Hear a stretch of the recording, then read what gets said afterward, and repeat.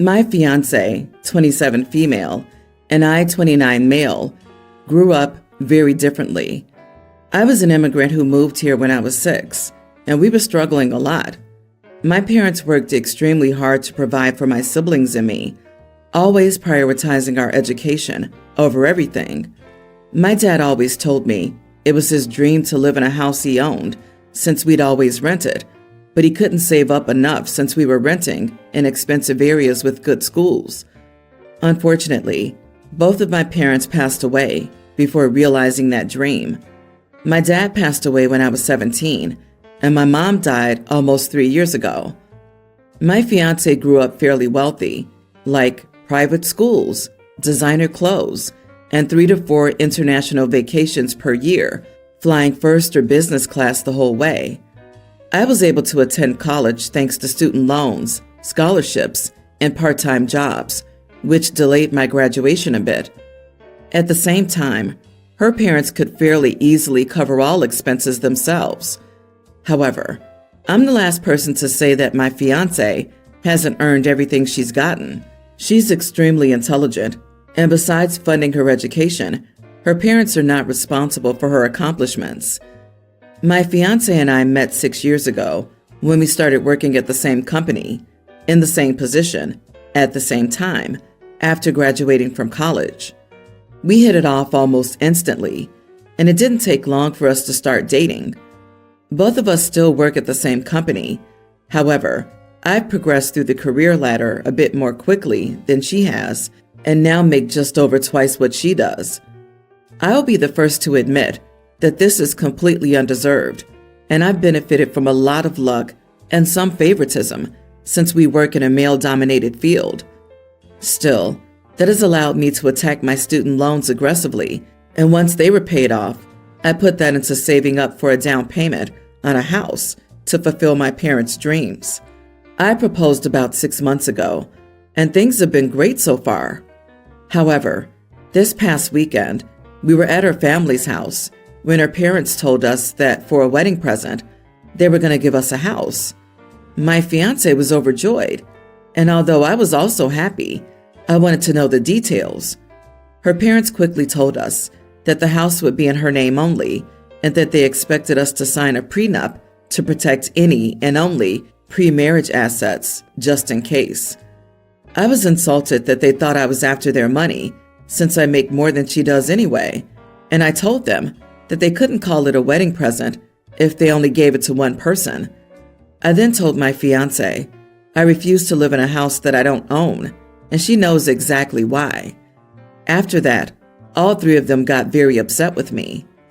The hilarious part of the prenup conversation was that they basically said they expected the prenup to cover only premarital and inherited assets. They said they would absolutely refuse to accept any clauses that include future assets. So if I want to own a home where only my name's on the title, I have to purchase it before the marriage, and also make sure never to use any of my wife's money to pay the mortgage or anything.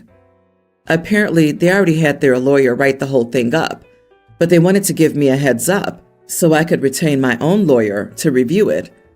I have a suspicion that any lawyer is going to think it's massively unfair just based on how they've described it, and I'm assuming that they think I'll just get a cheap lawyer because of my upbringing.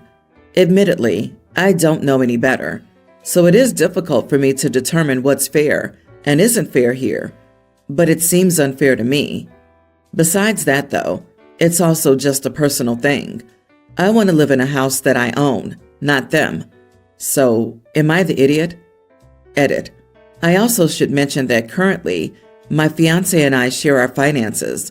She makes about $120K, and I make about $250K. We split things according to income, so I pay around 2/3, and she pays around 1/3. Based on our conversations, my fiancé and I both expected this arrangement to continue after marriage. Okay, I actually don't think you're after their money. Nothing you wrote indicates that's what they think. I would assume they're giving their daughter a valuable asset. It's clearly not a wedding gift, but a gift for their daughter. What would you do if your fiancé's parents went out and bought her a house today? It's then a premarital property in her name. In your marriage, you get to live rent-free and mortgage-free, spend money taking international vacations, and wear designer clothes if you like. That's the gift. If you divorce, you get equity, and she keeps the house. If she dies, you get the house. Would you refuse to live in this house and call off the wedding? I get why it's offensive, but you're not their child, and they're still giving you something big as long as you don't divorce their daughter. I actually don't think they're being awful. You're missing one key point, though. All the money he saves after the marriage from not paying a mortgage, she's entitled to half if they divorced based on the prenup they want. They're saying marital assets, money saved, retirement, etc., would not be protected. He still loses here and would only walk away with his pre-marriage savings and only half of any post-nuptial savings. He makes more than her, so she would make out like a bandit. I mean, if his in-laws are going to act like rich people and nup up, then they have to let OP get an attorney and do the same. Agree. That is not a wedding gift. That's a bridal gift for the bride only. They aren't giving the house to you as a couple.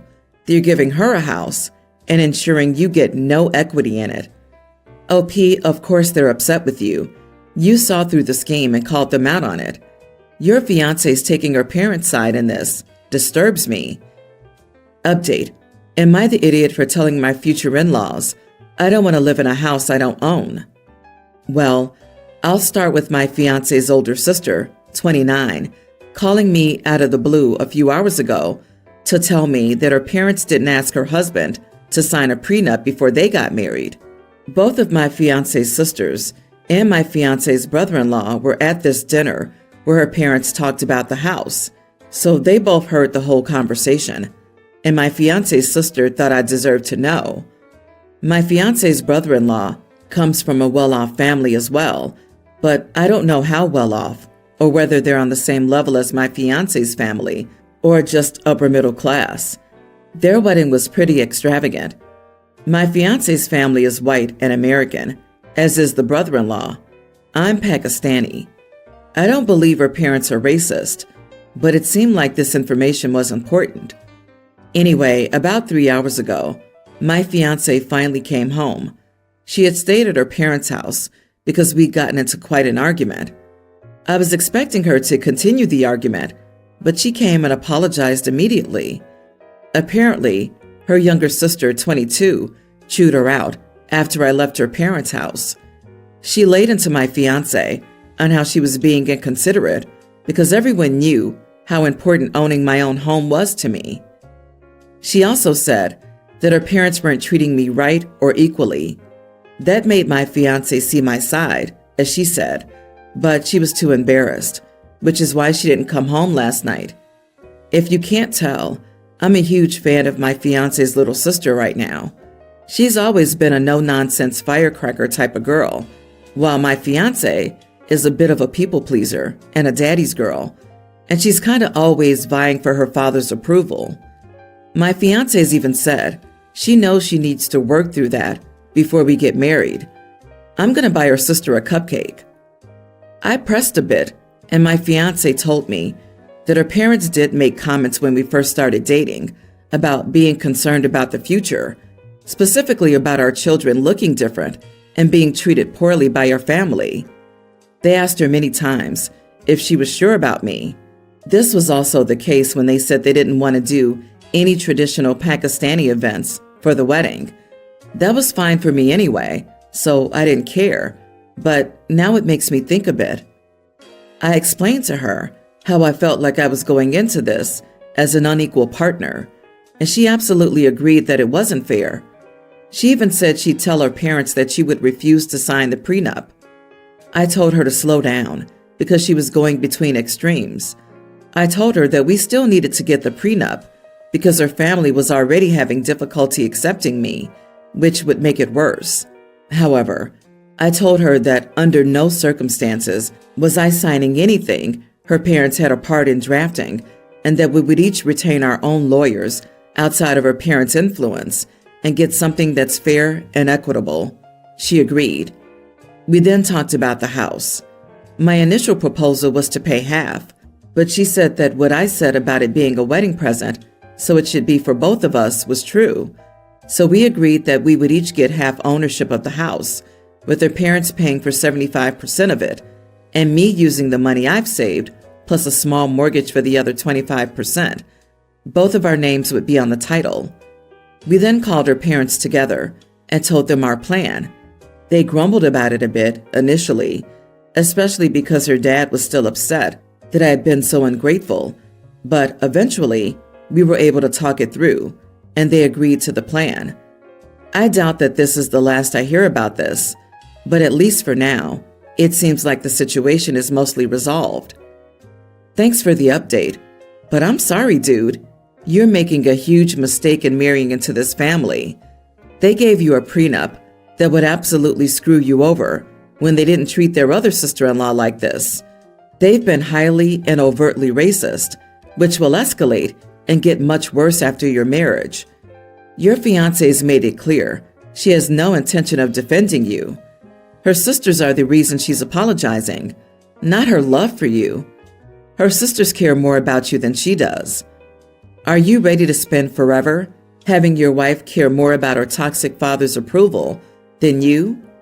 Are you ready to raise mixed Pakistani children in her family, subjecting them to a lot of internalized hate and self-loathing? Please think this through. Agree.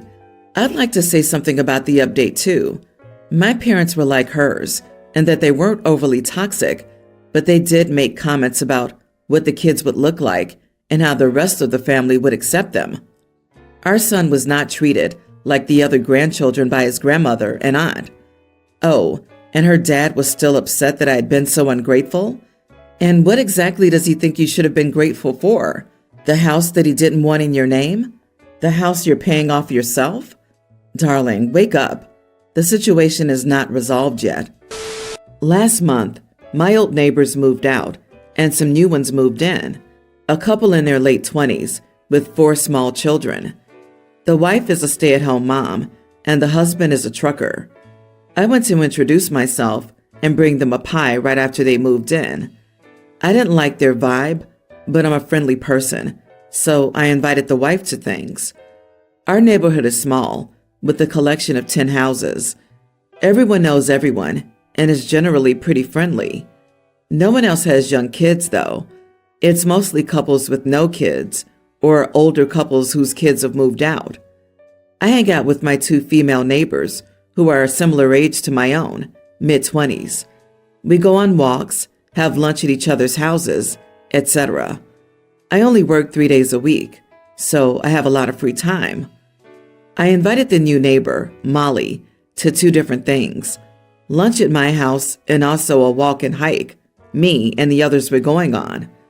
Both times she just assumed that she could bring her kids and showed up at my house with them. I turned her away from lunch at my house because I didn't want 4 rowdy young kids in my not childproof house. She was upset because she had no one who could ever watch them, and she couldn't come without them. She brought them on a walk with us, but we couldn't go into the forest because of her stroller, so it ruined things for us. The neighborhood has no trees or shade, and the summer heat makes it awful. The forest is much better. Since then, I've been avoiding Molly like the plague. I just don't want to be her friend. She's invited me over, asked to come over and bring her kids. She even asked me to watch her kids the other day so she could have a break.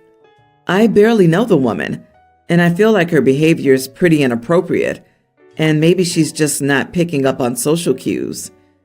Today, my other neighbor and I went for a walk in the forest, and she saw us go.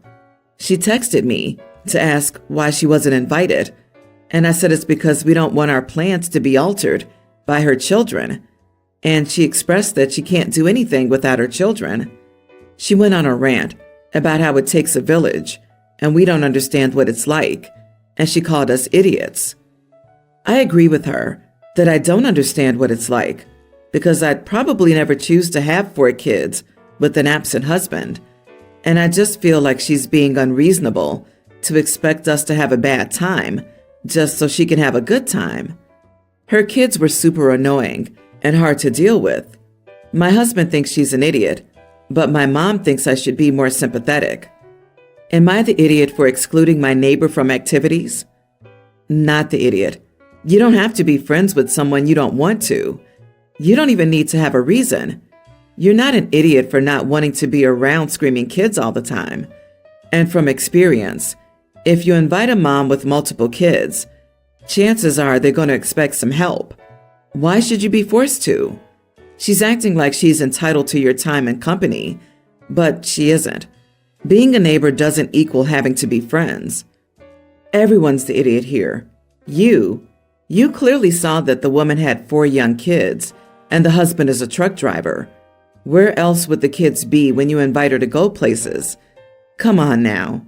Molly, she wasn't an idiot until the whole watch my kids thing, and it takes a village.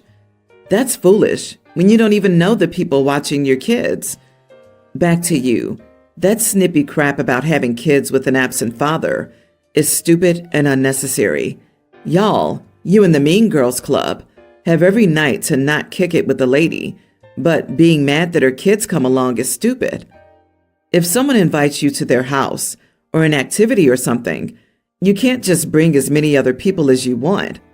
OP invited 1 person to lunch. Molly brought 5 people total and expected OP to accommodate her. What if OP didn't have enough food to feed an extra 4 people?